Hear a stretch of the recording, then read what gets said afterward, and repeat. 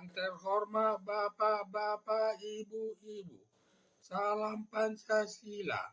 Pada hari Kamis tanggal 26 September tahun 2024, saya akan mengomentari di akhir jabatan Presiden Joko Widodo, nama baiknya dirusak anaknya. Sejak Joko Widodo menjabat sebagai presiden, kinerjanya baik. Banyak pembangunan yang merata di seluruh Indonesia, terlebih pembangunan jalan tol di Jawa dan di luar Jawa.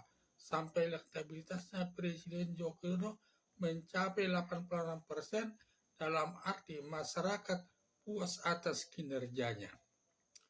Di akhir jabatannya, nama baik Presiden Joko Widodo jatuh di mata masyarakat yang datangnya daripada Presiden Joko Widodo maupun dari anaknya.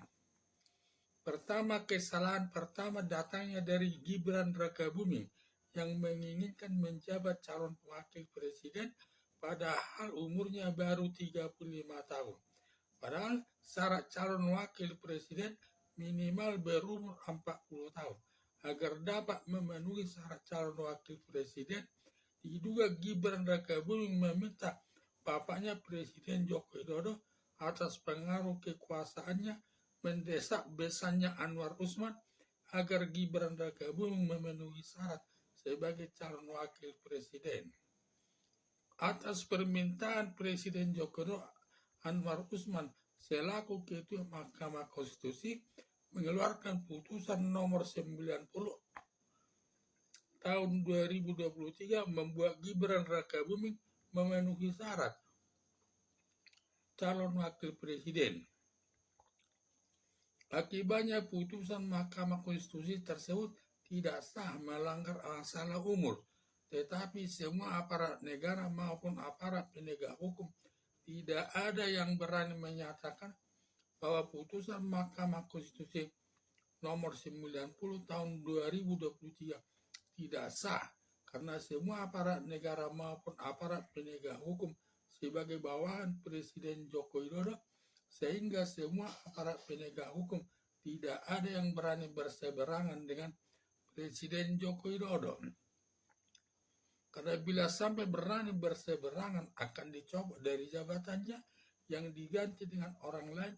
Oleh karena itu, Komisi Pemilihan Umum menerima Gibran Rakabuming sebagai calon wakil presiden mendampingi calon presiden Prabowo Subianto. Secara tidak langsung banyak pengaruh Komisi Pemilihan Umum untuk memenangkan calon presiden Prabowo Subianto bersama calon wakil presiden Gibran Rakabuming sebagai presiden dan wakil presiden.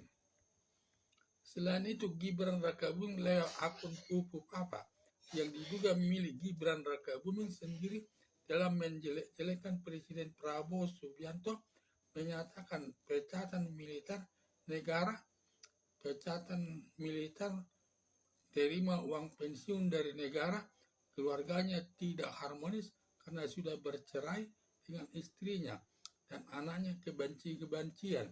Semua isi akun Pupu Papa isinya ada sekitar 2.500 menjelek-jelekkan keluarga Presiden Prabowo Subianto. Dengan alasan tersebut ada dugaan Gibran Rakabuming tidak ikut dilantik sebagai wakil presiden. Desakan Gibran Rakabuming tidak ikut dilantik sebagai wakil presiden diduga alasannya umurnya jadi wakil presiden belum mencapai umur 40 tahun. Ditambah akun Pupu Papa masuk perbuatan penghinaan yang melanggar pasal 310 KUHP, ancaman hukumannya selama 9 bulan penjara dengan 2 alasan tersebut dapat datang dari Majelis Permusyawaratan Rakyat atau MPR atau datang dari Presiden Prabowo Subianto agar tidak melantik Gibran Rakabuming sebagai calon wakil presiden. Bila sampai tidak dilantik Gibran Rakabuming sebagai wakil presiden,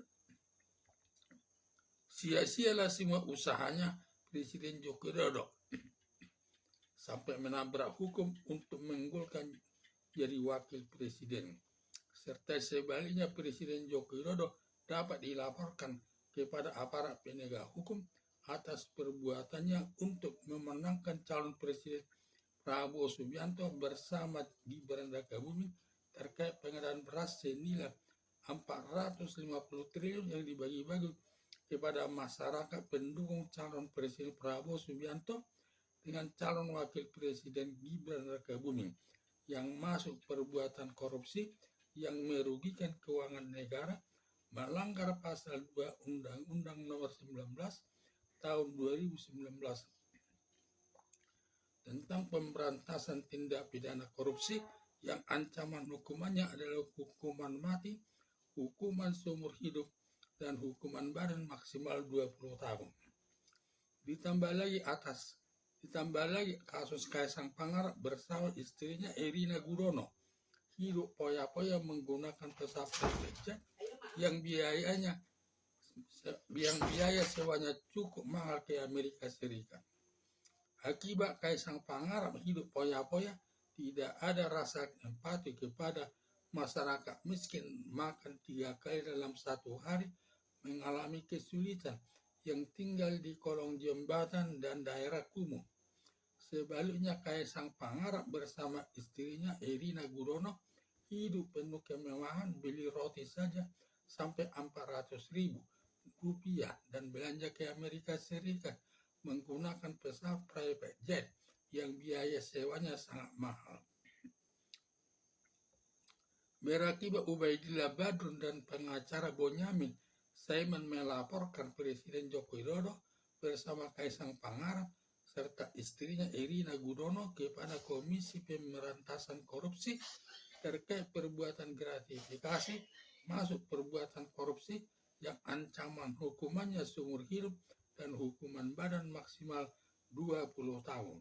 Mengenai berat dan ringannya hukumannya, pelaku gratifikasi tergantung putusan hakim.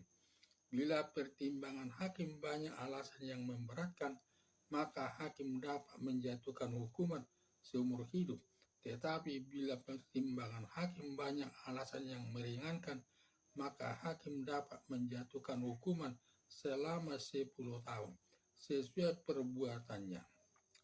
Demikian juga menantu Presiden Joko Widodo Bobi Nasution selaku wali kota Medan termasuk pejabat negara ikut tersangkut menggunakan pesawat private jet yang melanggar perbuatan gratifikasi masuk perbuatan korupsi. Sekarang sedang ditangani Komisi Pemberantasan Korupsi yang belum tahu sampai di mana penyelesaian hukumnya. Presiden Joko Widodo akan berakhir masa jabatannya dan tidak lama lagi akan serah terima jabatan presiden dari Presiden Joko Widodo kepada Presiden Prabowo Subianto pada tanggal 20 Oktober tahun 2024. Kemungkinan besar Presiden Joko Widodo mengalami kesulitan mengatasi masalah Presiden Joko Widodo sendiri terkait perbuatan korupsi, masalah Gibran Rakabuming mengenai masalah umur dan akun Pupu Papa, serta masalah Kaisang Pangarap terkait penggunaan pesawat private jet ke Amerika Serikat. Demikian juga masalah Bobi Nasution terkait masalah gratifikasi, padahal Presiden Joko Widodo tidak punya kekuasaan lagi dalam mengatur-atur aparat penegak hukum.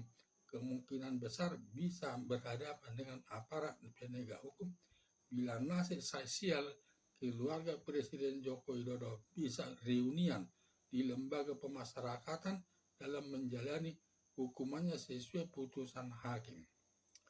Harapan saya, semua keluarga Presiden Joko Widodo yang tersangkut perbuatan kejahatan harus ditindak dan dihukum sesuai perbuatannya sejalan dengan prinsip hukum. Setiap orang sama di muka hukum, baik presiden, wakil presiden, wali kota, dan pengusaha. Bila terbukti melakukan kesalahan, harus dihukum tanpa kecuali. Sekian dan terima kasih.